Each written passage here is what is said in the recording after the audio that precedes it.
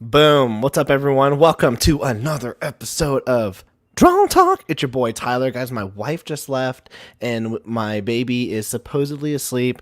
Fingers crossed he doesn't wake up for the show. But, guys, we have a really awesome show plan. I have an awesome creator on as a guest. I really respect him. We've collaborated a bunch, and right now he's putting out a really cool series that we're going to talk about. If you saw my tweet on the Twitter yesterday. I will make a video about that and it will be out next Monday. Just want to bring my thoughts. I was fuming over the weekend and then I did that tweet yesterday and now we're good. We're going to have a silly goose time, but I'll talk about that later. And then also, guys, just a heads up, if you are not part of the Patreon, let me thank the Patrons real quick. We have Leonardo Cassiano, Andrew Rodriguez, John 3, Alan Ellsworth, Paul Tucker, Wendy Gale, Joshua Burris, Patrick Gerald, David Benson, Christopher Kronk, and Allison McGlone. If you guys aren't part of the Patreon yet, you're going to want to, because I just showed like an awesome update today on the stuff that we're working on chefs. This is I've been showing off this promo art. We have the logo ready. I'm going to be showing that on the Patreon this week, the logo, but I showed some more character art and I'm really excited for that. But let's move on. Let's get into the chat and then let's bring in our guest Todd. So let's see. We got Shinobi Raccoon in the house, Windy Gale, Massive Panda, Ichthus, Pedro, and Full Custom Hot Dog, and Christopher C. Christopher C saying Patreon is where it's at. Absolutely. I give out tons of content that y'all never ever get to see, and I show it to them first. I know my boy Larry is streaming as well tonight. I was like, Larry, this is the second time that we've cross streamed, and so we're figuring out how not to do that again. So thanks, chat, and let's bring in Todd. Todd, how you doing, man? I'm good. Happy to be back on the show. Yeah, man, guys. So Todd's been on the show before. He came in. We did a pre-recorded episode last time. Yes. And that was like, I was doing that because I just had the baby and I was like, flip, I want to get Todd on the show. So let's figure out how to do it. But this is Todd's first live show with us and we're happy to have him here. So Todd, let's just get into it. Tell us about Tokyo Blade Detectives. So Tokyo Blade Detectives is my current comic series I'm working on. We are on issue 3, as you can see on the Kickstarter. It is what I like to call an anime comic because it is anime style, it is anime visuals, it is anime-like storyline, and it's just this really fun experience. It's about Tokyo, set 200 years in the future, and in this version of Japan, it's been brutalized by a war. It's been basically burned to the ground, reconstructed by technology, and the people are desperate to get back to kind of their old ways, if you will. So they made a rule that no one can break. You cannot have a gun. And so to fill the power vacuum that was created, they made laser swords. Can't say the other word, so it's laser swords. And this creates a whole bunch of new problems, such as 5 factions who rise up to challenge the government in Tokyo. And so the whole capital is basically a battleground that's constantly in flux in terms of who controls what territory. And our main character, as seen in the promo image right there, is Miko, who's a 16-year-old who is a detective in Tokyo, just trying to get by. And she gets a case in issue 1 that is going to change everything. And in issue 3, we basically make a pretty big revelation as to why this case is important. So it's a very fun series. It's really fun to see the art get developed as it has been. And I can't wait for you guys to read the issue. Now, guys, once again, I don't like to brag. Yes, you But I'll brag. I'm backer, and I'm pretty confident I was backer number 1. You were not. Was I backer number 2? Yes, you were. Oh, okay. I'm gonna be backer number 1 on issue number 4. I think I messaged you. I was like on the toilet. You did. I was like, because I backed it while I was on the toilet. I was like, was I backer number 1? Well, man, hearing you weren't number 1 must have been really crappy. It was. So I'm just gonna have to do a little faster. Punny. No. Yeah. But guys, I am.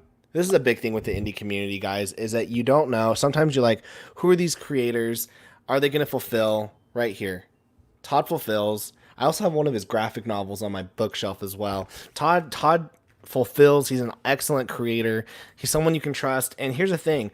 I actually said this on a stream, and it was kind of mean, but it's kind of true. So I wasn't going to back the first one. You did. I remember that. And then you messaged me like the last like it was like the last like 2 or 3 days, and I was like, oh my gosh, fine, like I'll back this, and then when I got it, I was like, oh my gosh, that was actually really enjoyable, which made me back number two. I typically don't back floppy issues. I normally back graphic novels, but I really enjoyed number one, and then I really enjoyed number two, which left off a really good cliffhanger. So really excited about issue number three of this series, and it reminded me a lot of Avatar. It reminded me of like all the cartoons that I watched growing up, and had this feel of childlike, but also adult, which is something Yeah. that we've been talking a lot about on this channel. What made you go into that direction for this Well, series? like I said, I want it to be an anime comic, and anime kind of falls into three different realms. You've got kind of like your middle ground of it can appeal to everyone. You've got your very adult series that are just blood and violence, or like Attack on Titan, and then you've got those animes. You all know what I'm talking about, like those animes, exactly. The ones you're wondering how in the heck did this get made? But I didn't go that direction. So I wanted to make something that would feel real to anime fans like such as myself, who grew up on Dragon Ball Z and Outlaw Star and Pokemon, Yu-Gi-Oh, Beyblade, and all of them. While also appealing to those who want like a deeper anime, kind of like a Full Metal Alchemist, or it's not technically anime, like an Avatar, Last Hmm. Airbender, Legend of Korra kind of thing. And so I was like, okay, how can I make this, fit all these things? And so I started with the premise. I'm like, okay, it's set in Japan. Here's the background. It's got a lot of lore, which I'm really excited to help flesh out. I wanted to show that this wouldn't be a kiddish anime, if you will. So the first scene, slight spoilers, Yeah. is a very epic fight scene where Miko literally kills people. And it's just like, okay, she's someone we should take seriously, as should you.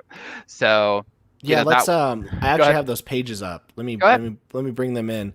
I wanted, because if you were to look at the art that you have on the third issue, if you're new, you might be like, okay, I don't know, I don't understand. Now I saw the art for the third issue, and I'm like, oh, Todd's really about to give me like the meat of the story that I'm wanting. Mhm. This right here is this is the cover for the very first issue.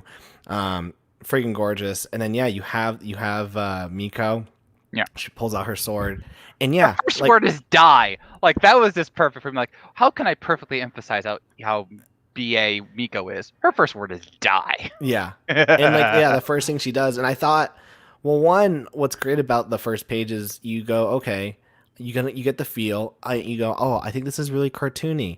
Die, and you go, oh, what's that mean? Oh no, she really means it, Mhm. and it's not like, oh, like, do they die? I hope they're okay. No, Yeah. like I'm like, and what one. So this is how, by the way, guys, this is how you know that it's a comic that can quote unquote go all ages. Is and which is why I really liked what you guys did here. And like I said, I have this on my drawing desk because I'm trying to work that out with chefs. My superhero book is, this you could have easily thrown in a ton of blood, and then Mhm. the next panel, his arm is completely off. Same Yeah. with every single one of these moments, but you chose not to do that and let the imagination of the reader go, okay, he's hurt or he's dead, and it doesn't have to go as far like this. This should be like the most violent thing. Yeah. So that was actually a very important thing for me because generally I prefer to make all ages comics, whether it was Guardians, Home, 10,000 Miles, and everything. But with Tokyo, I really needed to show that I'm serious in my commitment to anime. And anime is violent at times, sometimes, massively so. Again, going back to like Attack on Titan. But I was talking with my editor for that issue, David Hayes, and I'm like, I've got a problem. I don't want to show blood because or a lot of blood, because that just didn't feel right to me. And he goes, well, wait a minute, it's a laser sword, right? He goes, yeah. Well, lasers are, incredibly hot. They don't let things bleed, they sear. So, like, if you recall Luke Skywalker getting his arm cut off, that would be how it would work. You wouldn't see the blood off its arm because it'd be, what's the word? Carterized. There we go. It'd be Yeah, carterized instantly, and that's how it goes here. So you see the neck getting sliced, which is a great shot, but yeah, you're not like going to see right there, blood just a because little. it's a carterized wound. So you're never going to see blood outside of the small things that I show there, and that was important to me to show violence without being overly gory because I knew that would deter some people. Ichthus in the chat saying, "Wow, awesome! The colors look clean and simple. Yeah, it's just a really clean. book. And that's one thing I really appreciate about this is if you were to watch this on your TV screen, you go, it would be so crisp, and clear. We got That's the Rusty dream. Deo saying good day. Rusty Deo, welcome to the stream. I don't know if I've ever seen you here, but thank you for being here. We have the Art of Read saying it's looking good. We have Page One Comics. This is Jimmy Reyes. Jimmy, how are you doing, man? Go We actually pledge. go pledge. Christopher Hey, C, is that a small fridge or are you a giant, Todd? Behind you. yes. Yes. Okay, it's camera angle. The fridge is actually regular size. Let's say it's about a little over 5 feet, but I'm 6'2", 6'3" with the fro. So you be the judge. You be the judge. Guys, I'm putting the link in the chat. Seriously, go check this out. Let's actually go through the Yeah, rewards tier, just so you can go, okay, is this something that I want to get in on? yeah. And first and foremost, just to start off on the right foot, for all of you who have never pledged to Tokyo before, I got your back. We got multiple rewards where you can get all the comics in one shot. We got a $5 reward where you can get PDFs of the entire series up to now, again, just $5. Or if you want physical copies, which we totally get, that's our $20 reward. So you'll get all 3 books mailed directly to you. And then we got rewards where you can get your name in a thank you section. You can get drawn into the comic, which is easily one of our most popular rewards. You can get every single book I've ever made digitally, which is over 30. You can get it all physically. That's our max reward of 150 because it costs a lot. And I even have a couple of rewards where I will help you make comics. Oh So wow, there you yeah, go. Let's break down each of these real quick. So by all means. we have the $1, just thank you. You get a thank you email. $3 gets you a PDF of issue number 3. PDF number for $5 offers a PDF and future art, so you can get a look at the art at number 4. This right here, guys, $5. If you're like, I don't really know, $5 right here gets you the PDFs of 1, 2, and 3, which I think is a great catch up tier. However, this is what I want. This is what, if you're new, this right here is the big one. 3 books from Tokyo, $20. You're getting issues 1, 2, and 3. You can join the club of people who own the issues. I'm in that club. How's, by the way, like, so I put out my books and graphic novels, and I'm just like, here's a story. Hope you like it. And then you're doing yours more like serialized. How's the reception been from 1 and 2? It's actually been very positive. In many ways, this has been kind of my second scariest Kickstarter ever. Not the number 3, but like the series, because when I did Home, I hadn't had a successful Kickstarter in my career, and I had a couple of tries before, and so I was like, "Will this work?" And it worked 5 times. With Tokyo, as big as anime has gotten, it's still a focused fan base. So, like you said yourself, you almost didn't pledge until I annoyed you to death, and then you pledged. So, like that's the problem. Is like, everyone has their favorite animes, and it's like, do I want to get into this new anime? It's a constant problem, and so it was a little difficult. But number 1, we crushed it. I had my second most backers ever, and 2, like we kept pretty much most of the backers except for like a dozen or so, and we got new backers to fulfill. Nice. And now we're like at 84. And when some of your live watchers pledge, we'll be over that. So yay! And Todd really wants to get to promotion. I gotta keep going. Todd really wants to get to 85. Oh, boom! Just got it. I'm 85. Yay! You all rock. Let's keep it going. Anyway, Go. I like serialized because a graphic novel is great. And for the record, when we do issue number 4, which we will have before the end of the year, I will be offering it all 4 issues in a graphic novel form. Oh, that's so smart that you did not tell me that last year. Well, I didn't know if I would succeed the first time, so of course I'm not going to say, "Oh, we're going to do graphic novels by 4." I had no idea what was going to happen, and of course the whole global lockdown thing didn't help. But yeah, so it's been very positive. And of course I was so scared, and like you saying that you absolutely loved it meant a lot to me because we've worked together and you make your own comics. And my current editor, Casey Pierce, when she like read the story herself, she fell in love with it. And she's like, "Oh, I've totally got to help to make this bigger and better and all that." So I've got a great editor, and I've had people actually refer me on podcasts, and I actually caused a person to unintentionally lose his mind going into conspiracy theories.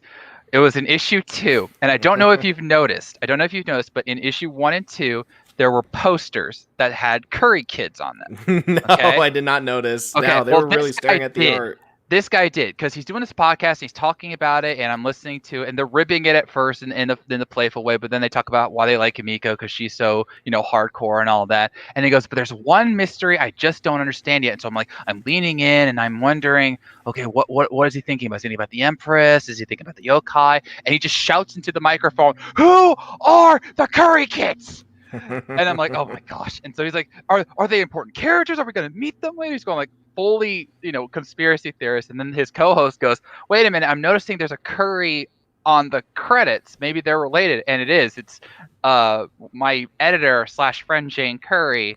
She has 5 kids and she wanted them drawn into the Kickstarter.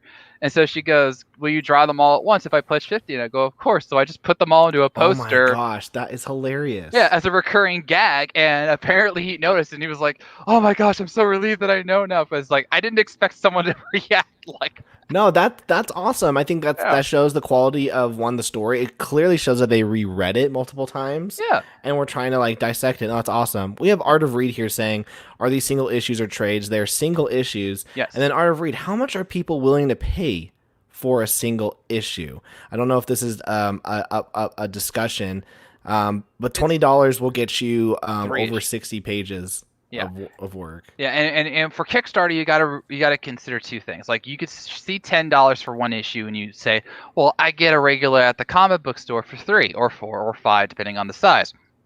But you gotta remember, for me, I'm ordering the comic. It's coming to me, and then I'm sending it to you. So that's the extra money right there. Because if I could send it, same day cost, then yeah, it would be like $1 for PDF and $3 for the physical issue, but sadly that's not how it works. But I never go over $10 for a single issue because I just think that's gratuitous, unless it has an extra reward, like getting your name into the comic, which is an extra part of it, or a signature, which usually I just do for free, and so on and so forth. But it's definitely when you do Kickstarter, Indiegogo, you're not only pledging for the book, but in a way you're pledging for the support of the creator. Yeah. If I know my friend John, well, I don't want to say friend, we're just acquaintances, but I hope one day we'll be friends. But he does some of his comics through Amazon, and he does it through their print on demand, so he doesn't have to do the inventory, and they print it for him, and then they ship it for him. So that's why he's able to put out a $5 floppy. But when you're doing the Kickstarter way, you really can't go about that way. And then Christopher C, freaking awesome guy, says, does this deliver September of this year? That is the current plan. When I made this one, issue 3 especially, I wanted to make sure that I accounted for people not being able to pledge much. And because again, this lockdown has just screwed all of us in many ways, as I know Tyler. But I wanted to help out as much as I could. So what we did was we made the first 10 to 15 pages on our own. I paid for that all myself, and then I set a very low bar for the goal, which was $750, which is the lowest I've ever done in Kickstarter because I was trying to help everyone out. And so once we hit that goal, which we did in 2 or 3 days, we started working on the next page. So we're working on the final pages right now, and so my hope is that we'll have the pages done by either the end of the month or the first week or so of next month, and then all we have to do is get the lettering done by Zach Som, and then we ship them out. So my goal really is to have it sent to you by the end of September, early October at the latest. But I mean, that's really latest. Post office is screwing me latest, but because I really worked hard to make sure we had as many pages done so that we could just crank these out one after another. For sure. Yeah. Christopher C saying $20 for 3 books seems fair. Yeah, it really does. And like I said, I don't know if this is going to be everyone's cup of tea, but for me it is. This is a fun. I just had so much fun reading this.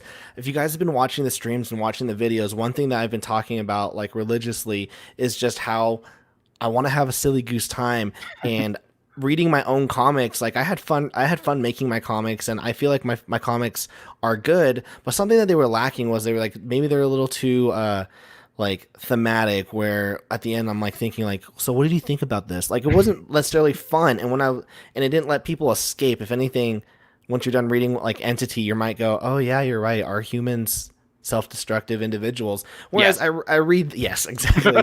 Whereas I read Tokyo Blade. I was reading Tokyo Blade Detective yesterday, just in preparation for the show, and it was kind of like I like took a little vacation from the stresses of like my day job and my family, and I was like, oh yeah, this is really fun. I gotta go back and hang out with Miko, and then like just learning about the different factions. I'm terrible with names, but I remember at the end of the first one, there was that red faction, and I was like, oh my gosh, like are these guys dicks? But then like the second issue, you learn more about who they are. Curious at the very end of the second one, Yeah. who these people with masks Mascot. are. Those are the yokai. The yokai.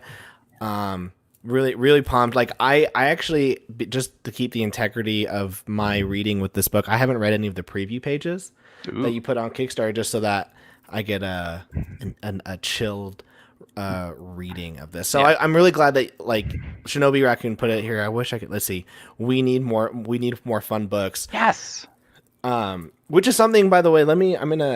I'll let you. Why do you think we need more fun books, Todd? I'm gonna grab your graphic novel real quick. Go ahead. But why do we need more fun books, you think? Because comics are this really beautiful thing. And especially when it comes to like indie creators like me and Tyler, we have this free reign that, other studios can't do or won't do. Like when you think of Batman, you usually think of the dark and grim stories like The Killing Joke or Batman Hush or, Battle for the Cowl and everything. And those need to be intense because that's the character of Batman. But when all you have are these dark stories, where's the fun? I mean, yes, there is fun in seeing a superhero beat the crap out of people, but eventually you need stories that are just very enjoyable. And as I know Tyler has, my story, 10,000 Miles, was about to get to kids digging their way to China. Yeah, there it is. That was it. That was the whole concept. It was like I wanted to have a story of two brothers who wanted to have one last big adventure in their lives before something happens to them. And they was like, hey, let's dig our way to China.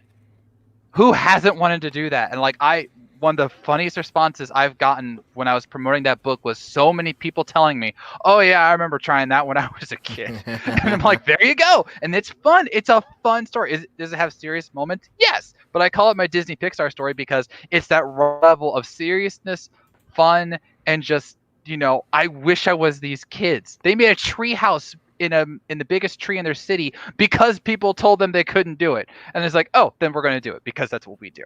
So, and again, digging the way to China. I mean, that's awesome. There are so many comics out there that are just meant to be fun. They can have serious tones.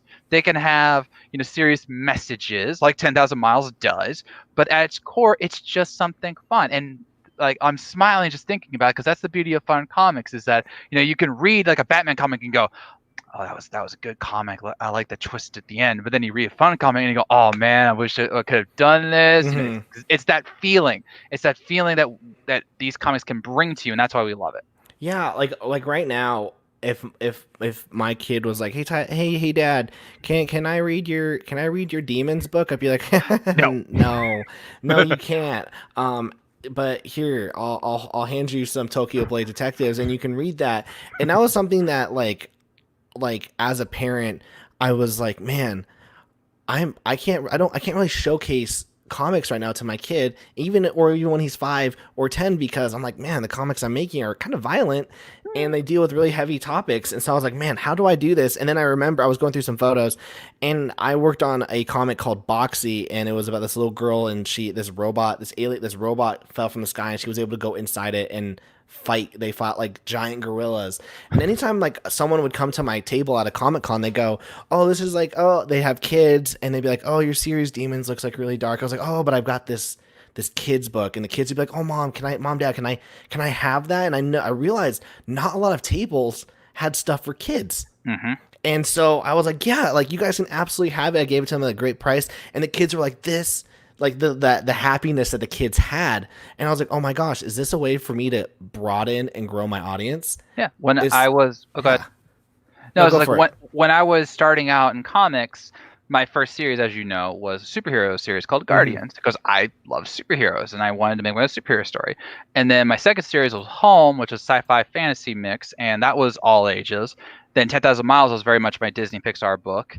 And then I have a science comic, which is very educational, and my Sherlock books, which is mystery. But when I had parents come up to me and they go, is there anything you got that's, all ages? And I go, all my books are all ages. The only caveat now is Tokyo, which I'll say, has occasional language and some violence, but I wouldn't direct them to that initially. And I've had many parents come up to my table, and when I tell them it's all ages, they go, oh, that's a relief. I just want something for my kids to read and enjoy. And so I'll point them to Home. I'll point them 10,000 Miles, like, oh, hey kid, you like superheroes? Here's my stories. And I like having that diversity both in terms of the genres, because it has superhero, sci-fi, fantasy, educational, Disney, Pixar, and now anime, and yet still having that all ages bracket to where I can say to a parent, you'll like this, and your kids will like this, and their friends might like it, because that's, and to me, is what comics should be about. It just shouldn't matter your age level; you should be able to enjoy it. For sure. So yeah. For sure. I'm Nicholas Mueller here. Nicholas, how are you doing today? He's asking, what was the inspiration for this book, Tokyo Oh Blade gosh, Detectives? this is my favorite story.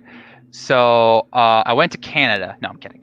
I was like, yeah, I went to Canada. I got inspiration for a Japanese book. That would be hilarious. No, I was on Facebook, and those like meme questions, like what is your this, that, or the other thing, and then you have to put in like your letters Oh my of your gosh, I name. remember this Yeah. story. It's so So wild. yes, but for Nicholas and the other hopeful backers of this project, I was on Facebook and just scrolling like I do, and I saw one that says, "What is your anime title?" And I'm like, that sounds like a fun one, so let's do that. So it's first letter of your first name, T, first letter of your last name, B, and last letter of your first name, D. So T, B, D.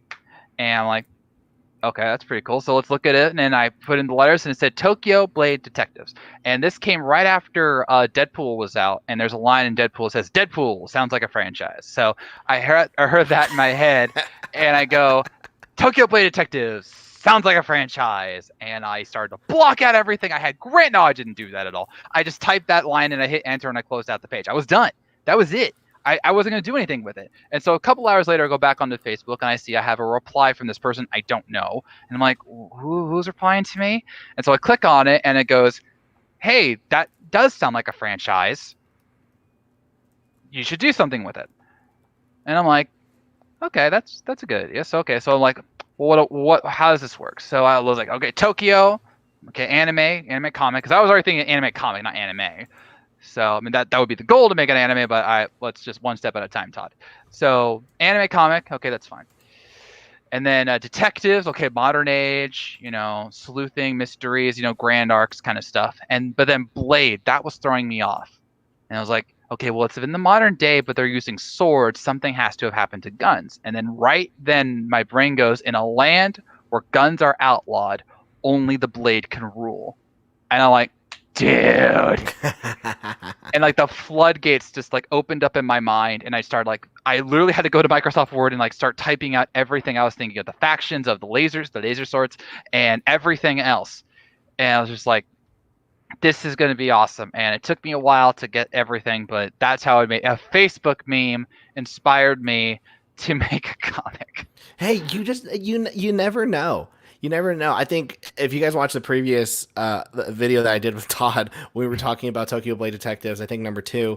That's how Post Malone got his name. Is he put he Googled rap name generator and put his name and said Post Malone. He went okay, Yeah. and now that guy's freaking millionaire. Got Christopher C here's 99-cent donation. Thanks, my man, with a devil horn.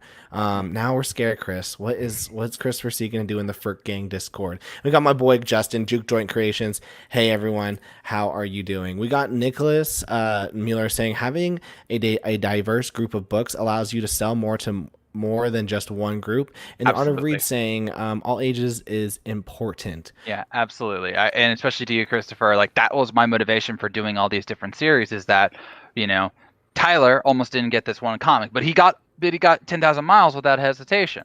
And so that says to me, okay, he might like this kind of story versus the other. And then I've had other people who, love anime and they're like, oh, I'll totally pledge. And then other ones are like, yeah, maybe I'll see what the preview pages are, which is why I do the preview pages so people can look at the Kickstarter, see the first 5, see if this is something they might be interested in, and they might give it a shot. So I like having that diversity because everyone likes something different. Like, for example, as much as I do appreciate Tyler, and again, we've worked together, and I love that he's had successful Kickstarter stuff, I probably won't read his books because I don't like some of the Yeah, the content. themes and the Yeah. content. And does that mean his comics are bad? Yes. No, I'm joking. No, Cancel. it's canceled. It's like that just means that I don't want to read his stuff, which is not an insult. It's just that it doesn't pertain to me. But And it yeah, also means that maybe one day I will come out with something that you want to read. and then I will totally pledge and further Yeah. show my support of you, like I have in the past. And that's just the thing. I will never force Tyler to pledge to one of my books unless I need him to. What's So this? This is the fourth stepchild no, of our relationship. that wasn't a force. That was an annoyance. All right, I annoyed you to death. All right, there's a difference. Um, but if It but I've worked. had other yeah, exactly. And now you're hooked. You're welcome. But I will never force a friend to pledge to my books because that's not how it should work. But if they feel strongly about, like, if they like the comic, then they read it, that's what makes it beautiful. I had a friend named Candace. She bought Home, and she read it, and she got back to me. She goes, Todd, this was such a great story. I really related to Alicia, who's my main character, because she's like, I feel like she kind of like me, and I'm like, there you go. I could have forced her to buy that book and just made it hollow, but she wanted to buy it. She wanted to check it out, and she has an emotional connection to it now. And she did art for me on other Kickstarters. So that's the beauty of comics, is that if you see something you like, you're gonna want to try it out. And so that's why I encourage some of you to give Tokyo a shot, For because sure. you might just like it. Well, that actually brings us to our next point. I got Page One Comics here. It's Jimmy Reyes. He is he's a pro inker. He is the founder of Page One Comics, and they're about to launch an awesome Indiegogo. They've got a David Finch cover, and he just has a great question for you. Sure. He says, "Sorry, you've probably already explained this, but what's Tokyo Blade Detectives about? Tokyo Blade Detectives about? Can you give the pitch again?" And so, Todd, without further ado, Yeah. get, Okay, Tokyo Blade Detectives is set 200 years in the future, and in my version of Japan, it's been basically burned to the ground and rebuilt with technology. And so they're desperate to get back to kind of a more feudal style of life. So they decide, hey, we're going to, kind of go back to where we were, but still embrace where we are. Well, they have great technology, and so they make a law that no one can break. It's you cannot have a gun. And what this creates is a power vacuum. So they use their technology to make laser swords so that they can fight and do battle and keep control, which gives rise to certain factions who have different goals for Japan and want to overthrow the government. So the capital of Tokyo, where they're all at, is basically a constant battleground. The citizens are just trying to get through all these struggles. One of whom is Miko, who's in the cover art right there. She's a 16-year-old girl. She's a detective. Sorry, I got the hiccups. And she's about to get a case that's literally going to change the entire course of everything. And it's a very fun anime comic that I really, really love, and I think you should check out. Jimmy, if you don't believe him, I've got both issues. I was bullied in the first one, and now I bought the second and third on my own free will. But this is the cover for the first one. The art is super awesome, and for $20 you get all 3 issues. That's such a good deal. I put the link, guys, in the chat. Go check this out. If this is something that you are interested in. We got a $5 super chat from Massive Panda. Thank you so much, Massive Panda. In fact, I'm the worst. I get paid this Friday. I need to buy your comic because I know it's on Indie Planet, and it actually fits well with this whole all ages genre of, when you have an all ages genre, you're able to grow your audience, which is perfect for this topic. So guys, Tokyo Blade Detectives number 3. So I want to go into I think I asked you this last time, but I totally forgot. Go ahead. What's so you have 4 issues planned and then for a trade, but what's the plan for how long the series is going to go in general? Well, I want this to be an ongoing series, much like an anime. It goes on for a while, and I already have ideas for the second and third arcs, as well as key moments in the rest of the series. But obviously for me, I need to get these first 4 issues done, which is the first entire arc. It's 3 issues, which is one story, and then I have what I like to call a epilogue, prologue issue that kind of ties things up but teases what's coming next. It's very different from what I've done before. And so once I put that into a trade, I'm going to try and get this into a publisher because I Oh, really okay. think that I really think this is something special, and I really think that this could be something really really cool. So I'm going to shop it out to Scout or Image or maybe Dark Horse, who knows.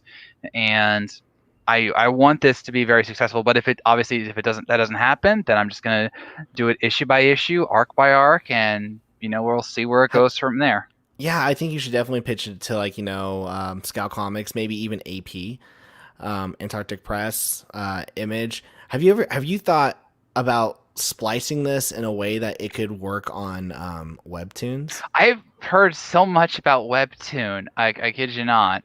Um, I'm curious about it. I mean, I'm not opposed to it. I've heard a lot about Webtoon. It's just like obviously they have a very specific style of like it's like the column reading, and so Yeah, that's what you would have to do. You'd have yeah, to I have convert to this. I have to convert it. So it's not out of the question. Like we just got the first issue of the comic on Comixology, and once we get the trade paperback, I'm gonna put that on Amazon. So I'm always open to whatever it takes to get more exposure. And if that's Webtoon, because I know they have a lot of anime stuff, um, I might try that. So Gotcha. nothing is, especially for us indie creators, you Yeah, gotta use like all the avenues you possibly can. for sure. We got Jay Espin out Jay Espin in the house. How you doing, Jay? Massive Panda saying, thanks, Tyler. No rush. I'm working on a page. As we speak, the grind never stops. No, it doesn't. Nope. This. Why not show it to Seven Seas to convert into a manga? Oh, okay, that's a good question. I don't First of even know what all, Seven Seas is. I don't know about that either, but I'm pretty sure it's a manga publisher or something like that. But I don't want it to be a manga. I want it to be my version of an anime. So, and I know that sounds weird, but let me put it to you like this. Manga is not as well read as you might think. Like if you talk to a lot of anime fans, they don't read the manga because of one reason or another, not the least of which is that usually it's black and white and it reads from right to left instead of left to right like a comic. Second of all, while I say this is an anime comic, it's still very Western in certain ways, including how I handle action and certain characters and everything. But I'm fueling my love of Japan into the story, not unlike what Avatar: The Last Airbender, Legend of Korra, Ruby, and other things do.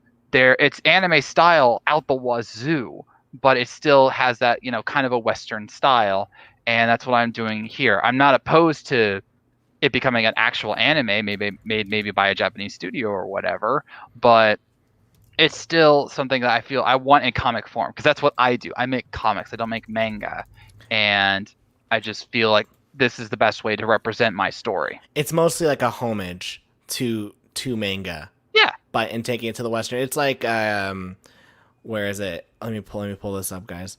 Like Black Hops by Tim Lim has a very manga feel, yeah, but it's a Western comic. It's just a style. But like if this was a manga, this would be completely black and white, and red.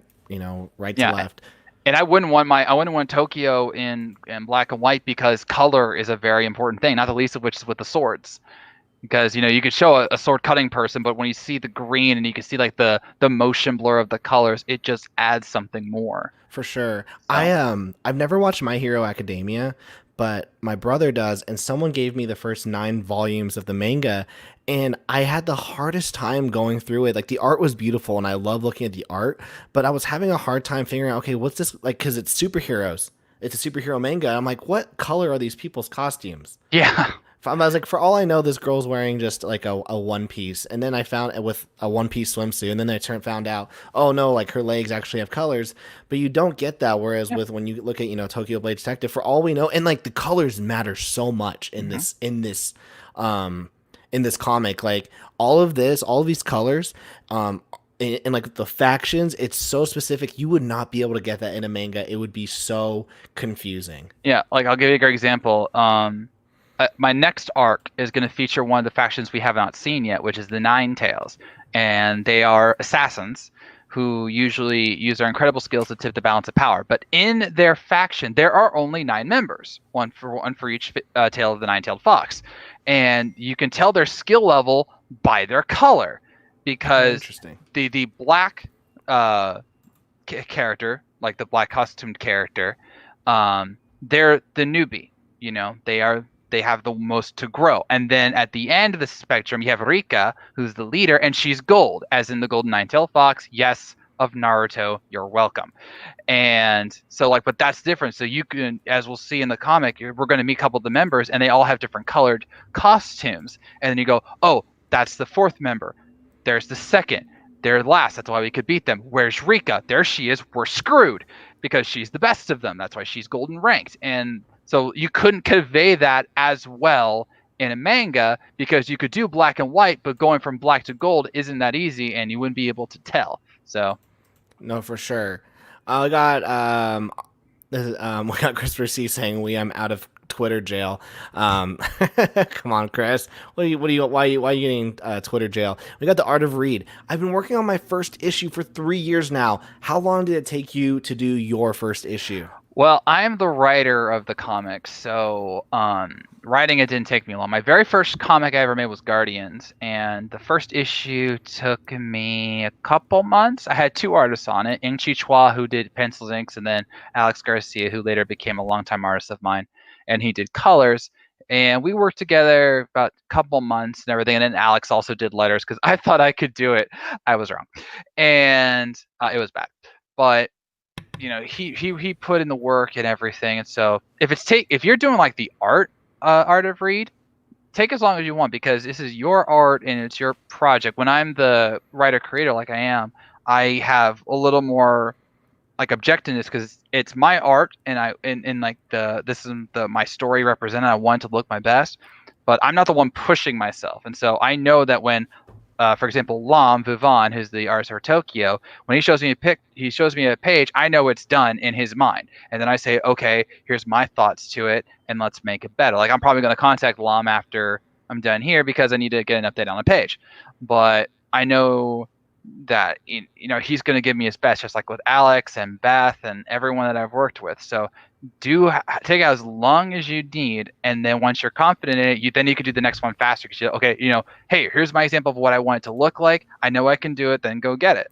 So Yeah, I agree with Todd. If you're the writer, when you send out a script to the artist, you're kind of saying, hey man, like you need to make this happen, and you as the writer, you can give them the schedule that you need it. Hey, I need a page a week. I need 3 pages a week. That's up to you. I mean, that's up to you and your quote unquote patience, and that's you're gonna have to have that relationship with the artist.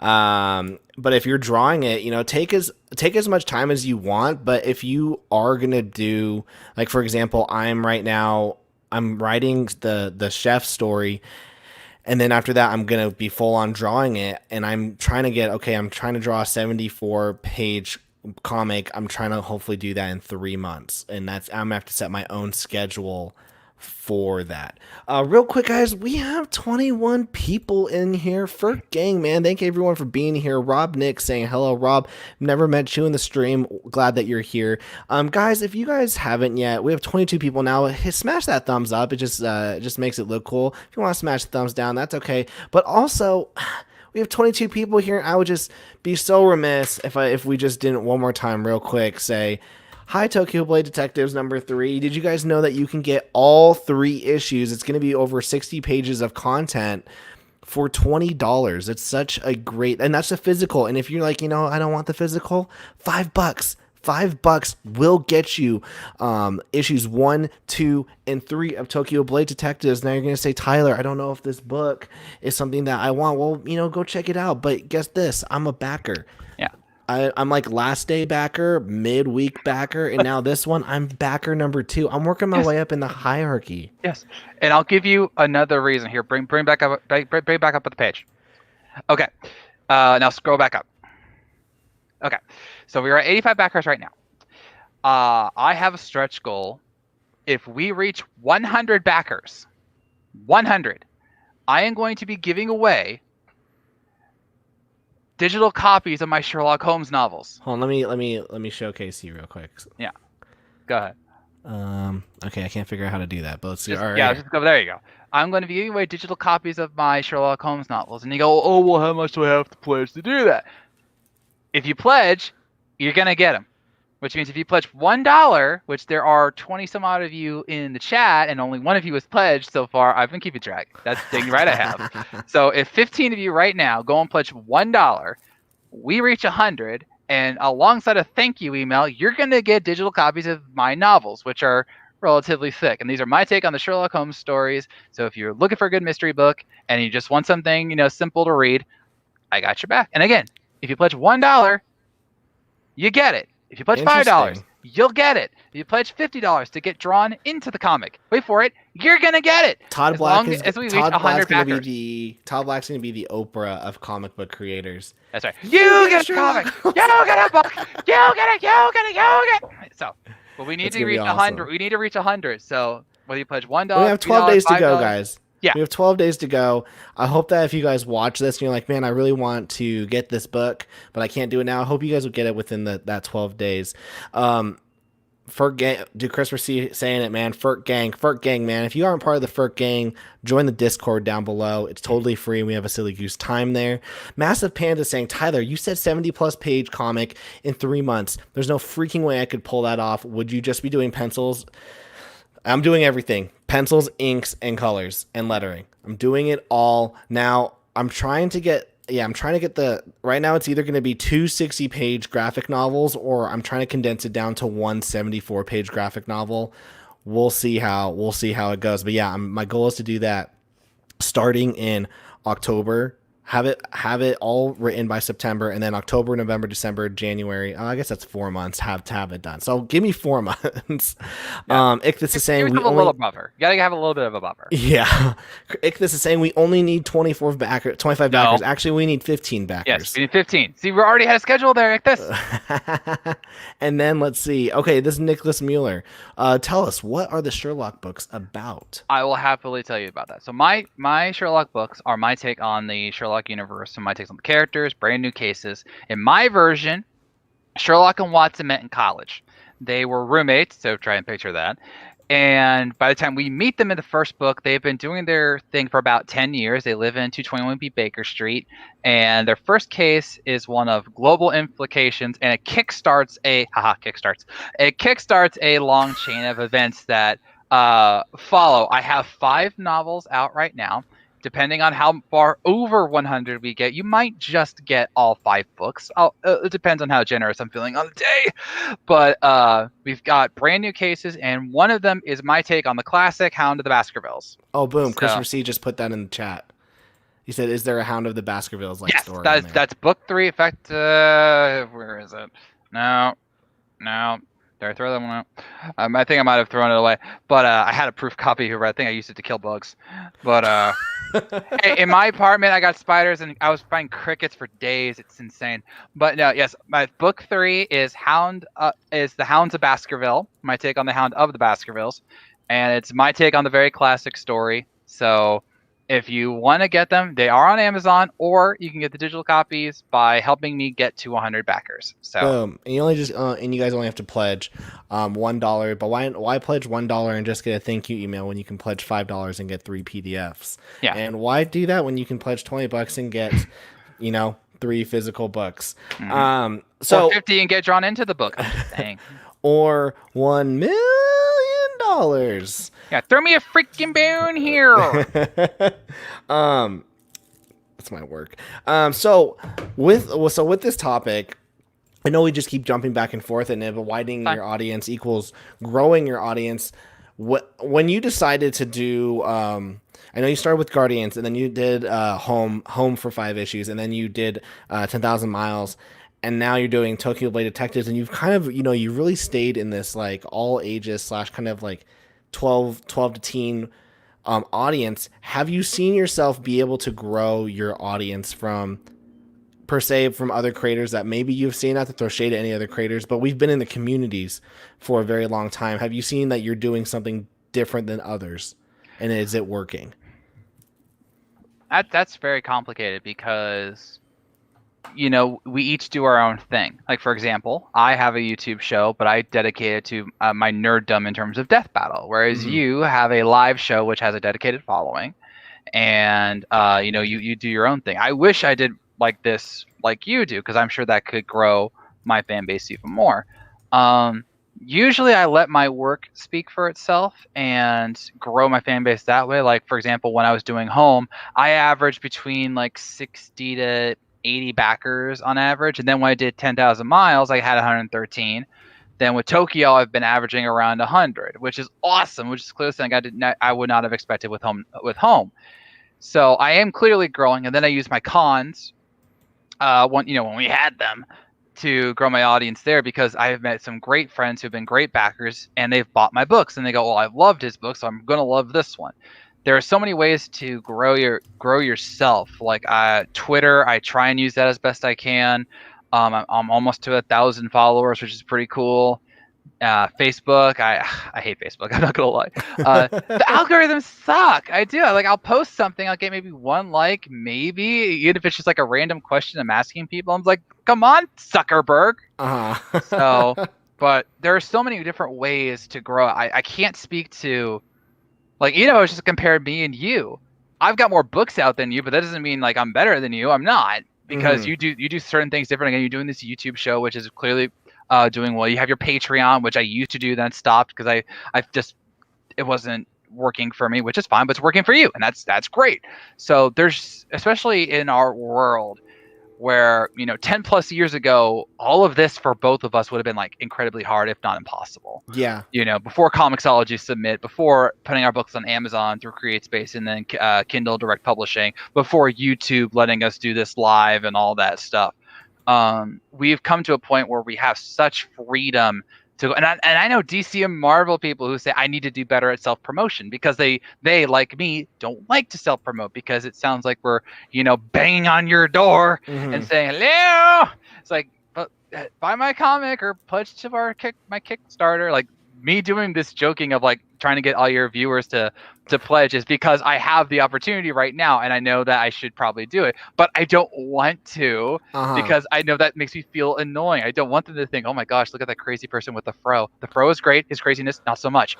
But I need to, because one of the rules of indie comics is you need to have kind of a shameless self promotion going on, Hmm. whether it's constantly posting on Twitter, constantly posting on Facebook, constantly posting on Instagram, which I need to do better at, and so on and so forth. And so Well, everyone has their own way to grow their own community. I've done well to where I have, like, the last couple Kickstarters, I've had at least 30 some odd people ish pledge in the first day, which is an awesome feeling, because that means I have such loyal followers that I know they're pledging in that first like 48 hours, and that means the world to me.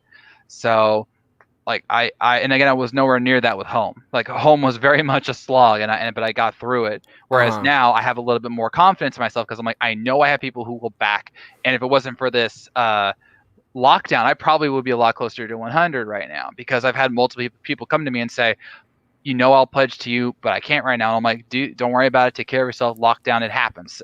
Well, I mean, Hmm. it doesn't really happen until it does, unfortunately. But again, that's just the way the world works. And then 2021, should I do another Kickstarter? It might go easier, because people will have potentially more Yeah, money to pledge and you have never that know. more freedom and everything. So, Got Rob Nick saying, I'm going to back Tokyo Blade when I'm back on my PC. I can't remember my Kickstarter password. Thank you, Rob thanks, Nix. And Rob. then Christopher C saying, if you don't feel dirty, you are doing it wrong. I like that, and that's true, because look, I like to put on a fun personality, like, especially when I'm doing this, like, these kinds of shows, the podcast that I do, my YouTube show where I talk Death Battle. I like to show my more exuberant self, because I'm trying to be entertaining.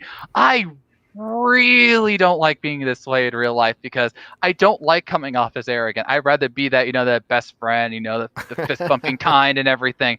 So I do feel dirty when I'm posting constantly about my Kickstarter, because I'm like, they've got to be getting tired by this by now. Hmm. So, but I need to do it, because I want to reach this goal of 100 backers or a funded Kickstarter and so on and so forth. So I need to do it, because I know it's beneficial to both my comic, to me, my brand, and everything. And I know sure you feel that way on some extent, Tyler. Yeah, no, But absolutely. But what you said is true. Like, 10 years ago we would not be having this No. conversation, we would not be doing this.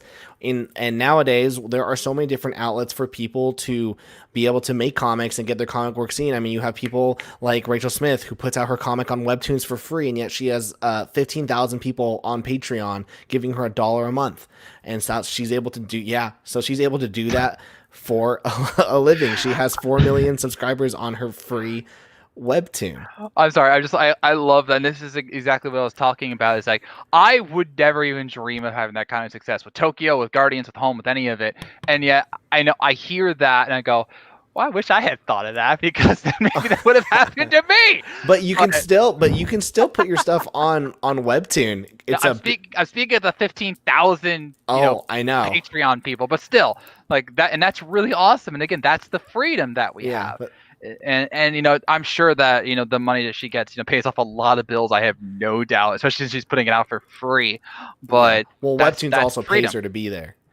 Of course it does. Yeah, so they pay her a wage to be there, and then she gets the Patreon's extra. It's funny. I listened to an interview with her, and they're like, you have all this success. Like, you've been really working for it. She goes, I don't know. I just put my book on Webtoons. I've been struggling for like 10 years. No one ever cared about anything I did. I had like 100 Instagram followers, and then I threw it up on Webtoon, and people started liking it, and now everything's great. And this only started a year ago, and I'm like, wow, a year ago. And so maybe I will go to Webtoons. But like, if you look at my journey, I went from trying to make a comic, doing a crap job to get the money. I basically bankrupted myself to make. I was telling this to Tyler earlier. I basically bankrupted myself with the first 3 issues because I didn't understand what I was doing really. Had to take an 8-month break because I thought Comixology would save me once it's submitted. It did. Didn't really do anything. Screw it. I'm gonna keep going. Made a website. Put my comics on there. Made a deal with my artist Alex so we could make it for hundreds and not thousands. Cranked out 20 issues. Still wasn't where I wanted to be. Made Home. 5 straight Kickstarters. Awesome. Did 10,000 miles. Did Seekers of Science. Did my Sherlock books in between. Doing it. I have been working so hard. All right. This is not easy for me, for Tyler, for it's a grind. What was her name? Rachel Smith. It's like she's working for 10 years. I've been doing it for 7. Tyler has been doing it for 5. See, so we've been grinding, and I'm still not where I want to be. I have never worked for a publisher. I've come so close at times, but then been burned, lied to, or whatever. I've been keep grinding because if I don't make my comics that are stuck in my head, no one is going to. Mm-hmm. So we got to keep going. Yeah. We got to keep working the hustle, working the grind. And here's the thing. You keep putting out new stuff. Maybe Home wasn't the one that was going to be the home run. Maybe Tokyo Blade Detectives, but maybe the next one's going to be the one where 10,000 people go, this is it.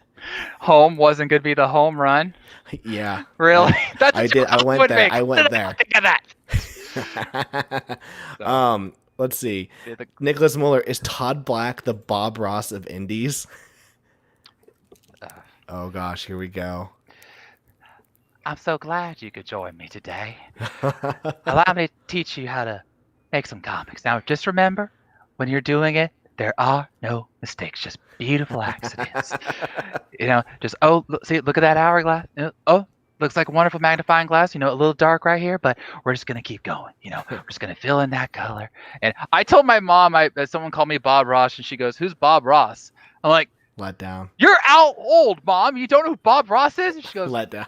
I know. I was yelling at her for like 5 minutes straight. Like, how do you know who Bob Ross is? Oh, man. But no, obviously I'm not Bob Ross because Bob Ross did not raise his voice after he got done with the army. That is literally why he became a painter, because he hated shouting because he was a drill sergeant. True fact. Christopher C. saying, happy little comics. It's your world. That's exactly right. And if you're not happy making comics, you have a problem. That is very true. Christopher C. saying, the man keeping you down, in the Art of Read saying, learn by your mistakes. I mean, guys, I remember jumping into this community and I saw people like Larry putting out Niobe. I saw Todd. You just started putting out Home #1 when I first saw you. And then by the time you put out, I think the 4th or 5th one, we started collaborating. Yeah. And we're just going to still keep grinding. Yeah. Because I liked what you said. You've got all these stories in your head and no one's going to tell them. Yeah. No one but me. And when I try and inspire people, I say you have to believe in your comics, because if you don't believe in them, no one's going to. I was told by some very good friends of mine that I probably shouldn't make Guardians because it's a superhero comic and superhero comics are everywhere. And it's I haven't made an issue with that in a while. and it's still one of my best sellers because people like superhero comics. But now I also have this diverse roster of story genres and characters, and each one makes me happy. I'm writing a script right now for a heist comic, There you go. and it's so much fun because I'm thinking like, okay, how is this going to look visually? I literally had to write down a heist plan from start to finish On how and you'd then rock. translate that into the pages because I That's can't just fun. spitball that. I'm like, okay, how do they get from this floor to this floor? Okay, what do they do when they get to the vault, and how is this going to enact the getaway plan? Like that's what I had to do, and I loved every single minute of it. So That sounds like a lot of fun. Well, guys, one thing that Todd Black does is he has a silly goose time. We're all about having a silly goose time here. He makes fun comics, and guys, one last time, did you know that he has a fun comic out right now? Todd, give us the final pitch for tonight. okay, we're going to do some record time. So Tokyo No, Play you're Detectives. good. No time constraint. Okay, Tokyo Play Detectives is set 200 years in the future in a Tokyo or in a Japan that's basically burned to the ground and rebuilt by technology. And to kind of recapture their more feudal ways, they decide to make a law. You cannot have a gun.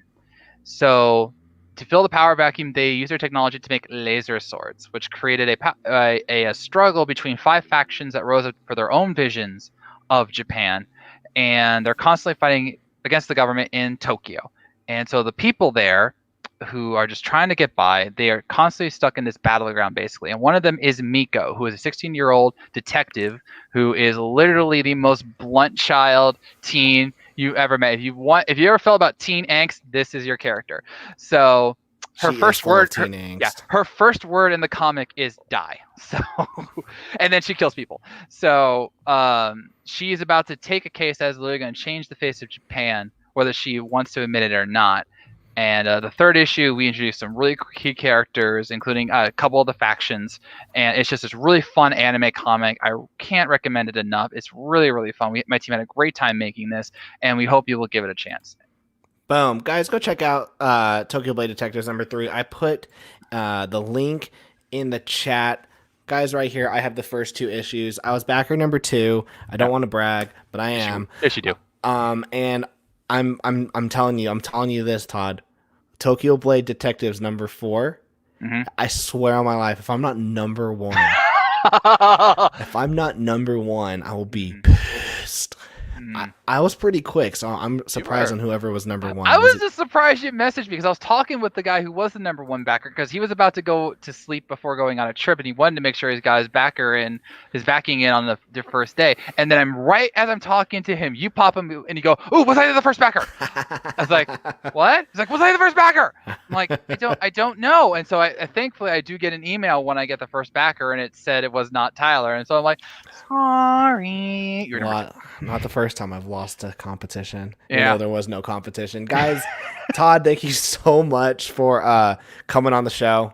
Had a blast with you. Guys, go check out Tokyo Blade Detectives #3. It's got 12 days to go. If you want to pledge $1 to help it get to the 100, if you want to pledge $5 to get three PDFs, or if you want to pledge $20 to get all 3 physical PDFs, you absolutely can. All right, guys. We're going to end the show. Expect a video from me on Monday about the drama crap. And then remember, smash that like button, smash that subscribe button. Thank you to my patrons. You guys really help make this happen. And if you're not a Patreon member, you got to, because I'm showing off some really awesome artwork from chefs right now, just some character sheets, and I'm really excited about the art in there. So thank you, Leonard Cassiano, Andrew Rodriguez, John 3, Alan Ellsworth, Paul Tucker, Wendy Gale, Joshua Burris, Patrick Gerald, David Benson, Christopher Crunk, Allison McGlone, Ferk Gang. Guys, go join the Discord. It's totally free. The Ferk Gang is awesome. We have an awesome community there, and you guys have a good night. Peace.